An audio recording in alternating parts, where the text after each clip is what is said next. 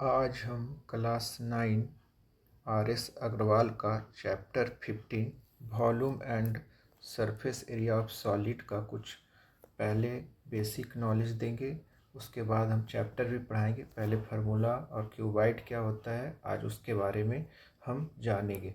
तो first cuboid, तो ए solid bonded by 6 rectangular faces is called क्या कहलाता है? क्यूबाइड कहलाता है। Solid bonded by 6 rectangular faces is called क्या कहलाता है? क्यूबाइड कहलाता है। मतलब वैसे सॉलिड रेक्टेंगुलर फेसेस से मिलकर बना हुआ है उसी को हम लोग क्यूबाइड कहते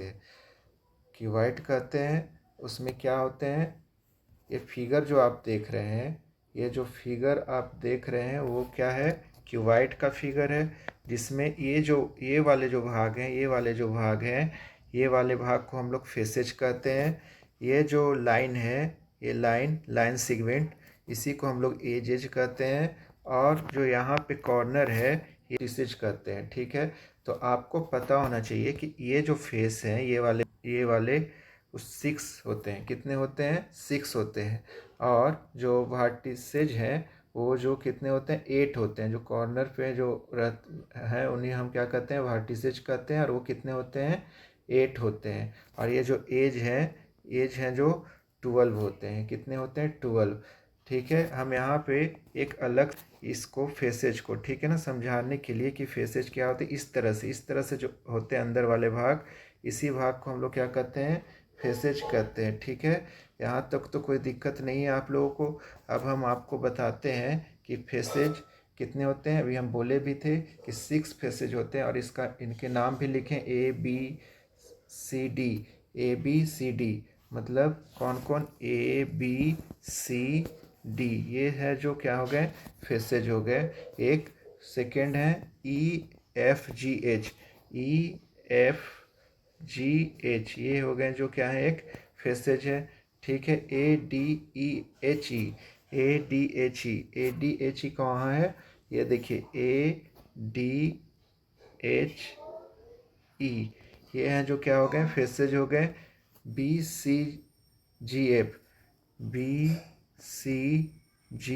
एक ये फेसेज हो गए। इसी तरह से 6 फेसेज होते हैं और 12 एजेज होते हैं। 12 एजेज भी आपको हम बताए थे क्या क्या होते हैं। 12 एजेज हैं जो ये जो लाइन सेगमेंट होते हैं उसी को हम लोग क्या कहते हैं? एजेज कहते हैं। तो AB एक एज हो गया, एक BC है, फिर इसी प्रकार से CD हो गया, CD।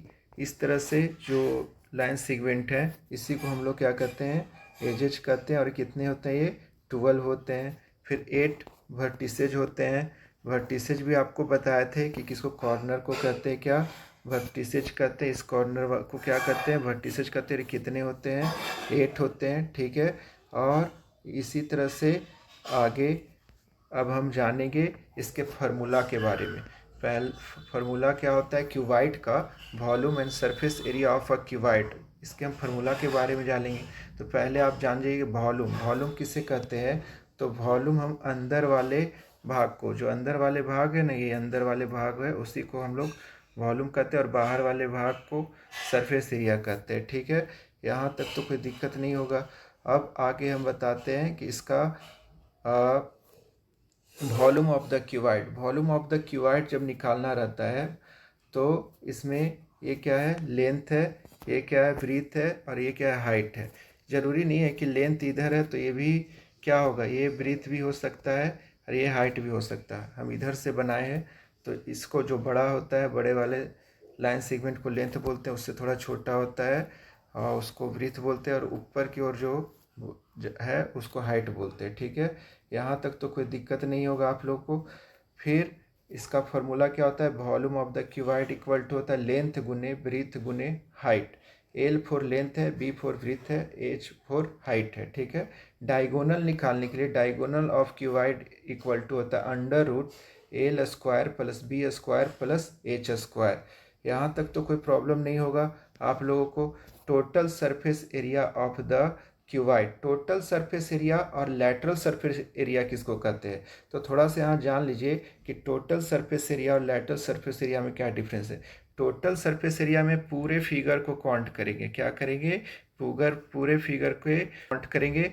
और लैटरल सरफेस एरिया में ऊपर वाले पार्ट और नीचे वाले पार्ट को हटा कर काउंट करेंगे, ठीक है। टोटल सरफेस एरिया में क्या, पूरे फिगर को काउंट करते हैं, और लैटरल सरफेस एरिया में ऊपर वाले पार्ट्स और नीचे वाले पार्ट्स को हटाकर, नीचे वाले पार्ट्स मतलब ये वाले पार्ट्स, ये वाले नीचे वाले पार्ट्स को हटाकर और ऊपर वाले पार्ट्स को हटाकर काउंट करते हैं लैटरल सरफेस एरिया में, और सरफेस एरिया में पूरे पार्ट्स को काउंट करते हैं, ठीक है।